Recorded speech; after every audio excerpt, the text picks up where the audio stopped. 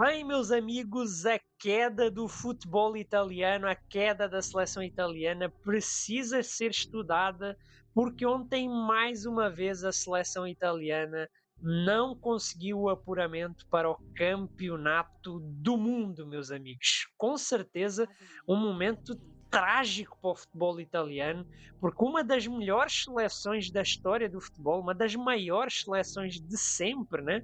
Uma das camisolas mais pesadas, mais uma vez estará fora do Campeonato do Mundo. E porquê que é ainda mais trágico? Porque, para além de ser uma seleção tetracampeã do mundo a ficar fora do Mundial, não é a primeira vez, rapaziada.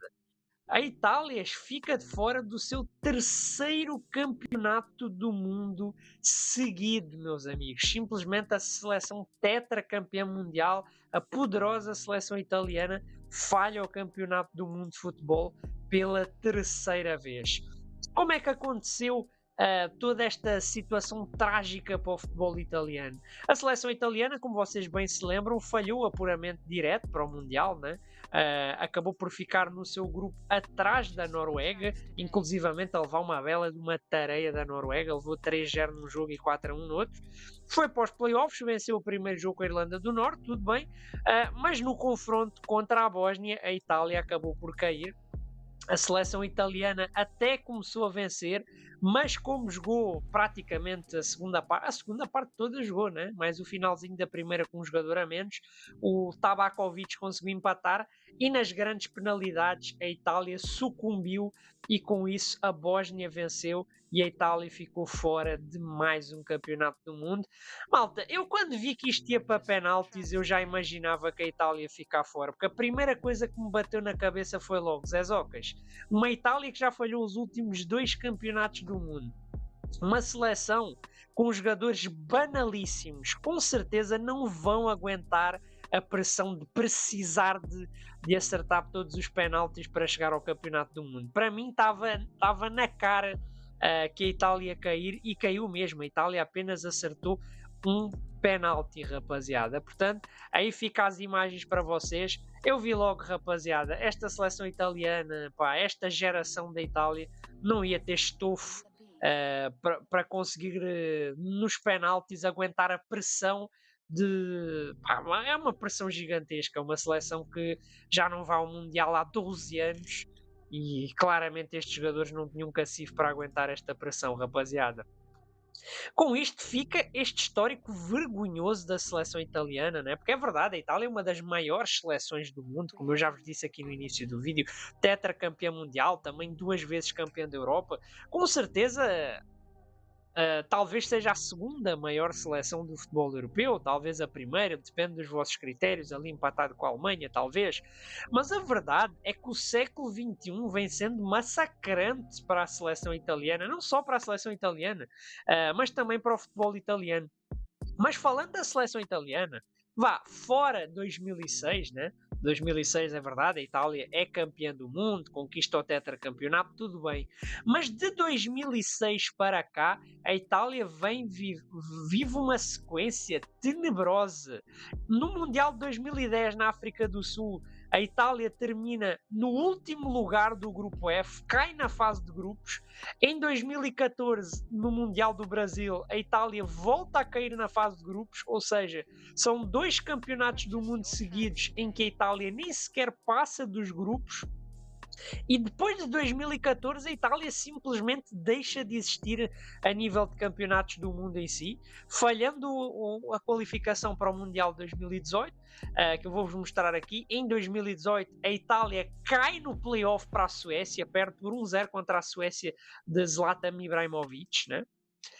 Em 2022, uma Itália que tinha acabado de ser campeã da Europa, ok? A Itália tinha acabado de vencer a Inglaterra e conquistar o título de campeão da Europa. Parecia que já tinha retomado, já tinha renovado a geração. Chega no playoff para o Mundial e perde para a seleção da Macedónia, ok? Para vocês terem noção da gravidade. E agora, para 2026, mais uma vez a Itália volta a bater nas portas do Mundial, a cair na praia, digamos assim, ao cair para a Bósnia a penaltis. Portanto, rapaziada, século XXI que não tem sido nada fácil para a seleção italiana. E eu preciso de vos falar como, tipo assim, o século XXI em si foi um século que foi uma destruição tremenda do futebol italiano. A nível de seleção, principalmente, acho que é o cenário mais notório, porque é uma seleção que raramente falhava campeonatos do mundo e agora falha 3 mundiais seguidos. Mas também a nível de clubes, vocês olham para o campeonato italiano, vocês veem que não é mais a mesma coisa. Longe do auge do futebol italiano dos anos 90, início dos anos 2000, onde era um dos melhores campeonatos do mundo, onde o Milan era uma equipa que impunha respeito, a Inter impunha respeito, a Juventus impunha respeito, o Napoli aparecia ali muito bem, a Roma também. Hoje em dia vocês olham para o futebol italiano, tens uma Juventus fragilizada, tens um Milan fragilizado, tens uma Roma que não é nada de especial, um Napoli que tem vivido os seus melhores anos, mas depois tens ali uma Inter também, que talvez seja a melhorzinha de todas, mas está longe do seu auge também. Portanto, acho que a queda do campeonato italiano, a queda do futebol italiano a nível de clubes, também acabou por se refletir na seleção, porque vocês olham para a nível de clubes, por exemplo, o último título europeu conquistado por um clube italiano é a Roma em 2023, se eu não me engano, 2022, na verdade, quando conquista a Conference League, quer dizer, é um título pequeno. O último título de Champions italiano vem em 2010, conquistado pela Inter, já fazem 16 anos. Portanto, vocês entendem como o futebol italiano já vive uma queda muito grande. Para não dizer que, rapaziada, esta geração italiana pá, é para envergonhar qualquer italiano, não é só pela queda no campeonato do mundo. A título de comparação, eu vou-vos pegar aqui a seleção italiana.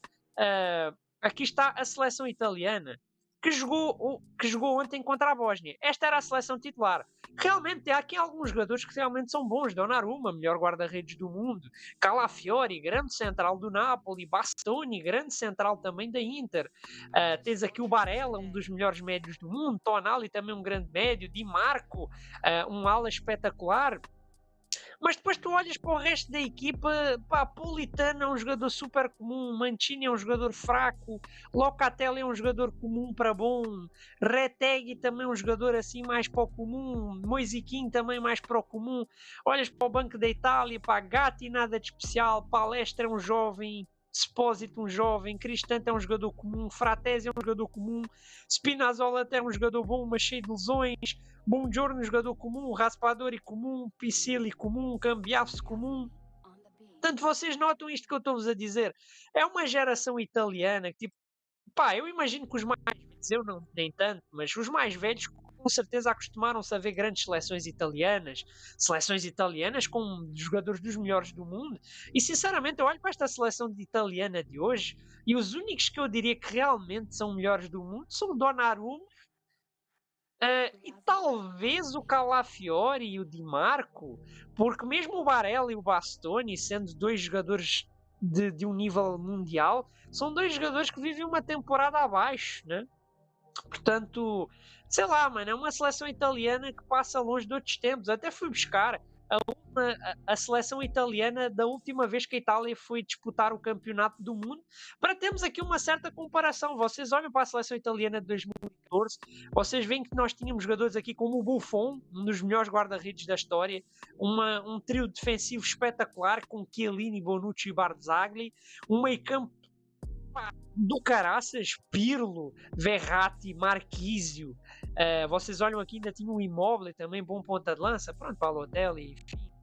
As alas eram os pontos mais fracos, mas até mesmo vocês olham para o banco, é muito mais interessante que o banco de hoje. Vocês tinham o Parolo, tinhas o Thiago Motta, um belo médio centro, Lorenzo Insigne, do De Rossi, tinhas o Abate, tinhas aqui também o Candreva. Portanto, vocês veem a diferença da seleção italiana, como a seleção italiana foi caindo ao longo dos anos, né? É notória a diferença de nível. Tinha a Itália até mesmo de 2014, que nem era uma seleção espetacular, mas tinha jogadores melhores do que esta seleção. E eu acho que isto também nota-se muito no desempenho da Itália a nível pronto, a nível de seleção em si, rapaziada. Mas pronto, era mais isto que eu queria falar com vocês. Queria falar um bocado sobre esta eliminação da seleção italiana. Deixem aqui nos comentários a vossa opinião, o que é que vocês acharam da eliminação da Itália. Não se esqueçam de deixar aquele likezão, que ajuda para caraças aqui o canal. E se vocês puderem se inscrever também, olha, pá, por favor, ajuda também. Portanto, força.